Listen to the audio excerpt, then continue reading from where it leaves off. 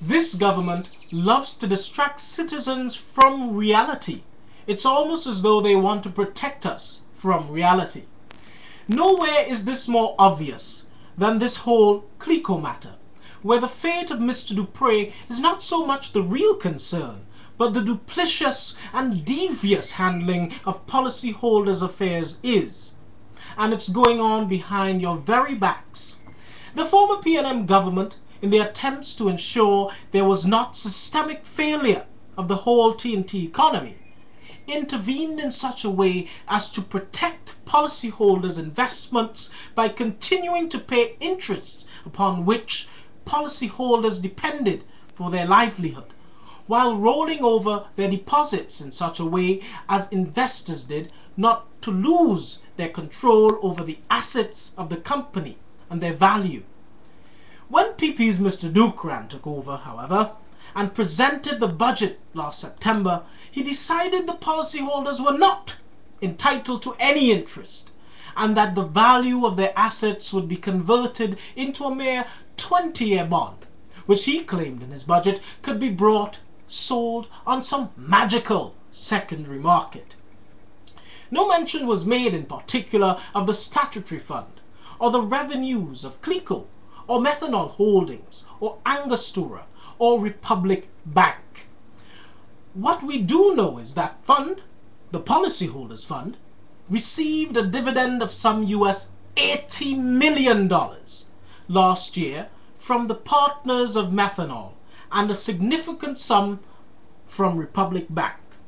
Apparently the government essentially took that money into the statutory fund they have conveniently claimed as their own by virtue of effectively nationalization. The very statutory fund that the P&M had indicated would be used to pay off the policyholders. It gets worse. Dukes has not been able to jumpstart the economy, despite Mrs. Bissess's protestations to the contrary last week, so they pushed to have the former government's Chemcal plant operation get off the ground, but obviously cannot build all three plants, so decided on one, Methanol 2. But they need the Germans to build Methanol 2. What it looks like they did was commit the shares of Methanol Holdings to the statutory fund, which by itself would erase the deficit and so secure funding and assistance from the Germans for Methanol 2. That is outright theft and illegal. That fund was never meant for the government to use to make economic policy. It was meant to cover the policyholders' principle, as the former P&M government stated, and which was why revenues from the various CLICO holdings were being committed to the statutory fund until the PP took over, that is, and suddenly stopped talking about it. It gets worse. Now CLICO is now facing lawsuits being fought in Florida courts that this PP government refused to engage in, even though they had the biggest claim to the over $700 million worth of real estate assets.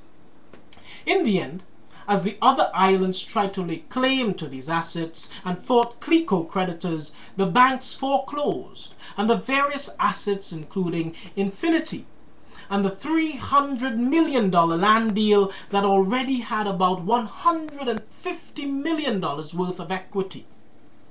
That means these creditors will soon come knocking in Trinidad and Tobago looking for settlement of their debts from this incompetent regime. Meanwhile, this devious PP government is busy dumping assets of the profitable parts of CLICO into a new company in their attempts to defraud the CLICO policyholders. So there you have it, ladies and gentlemen. PP at work for you.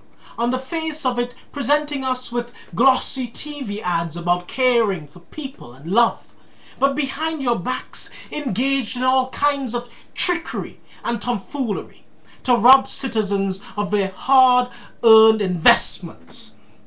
That's PP for you. Oh, and one further point.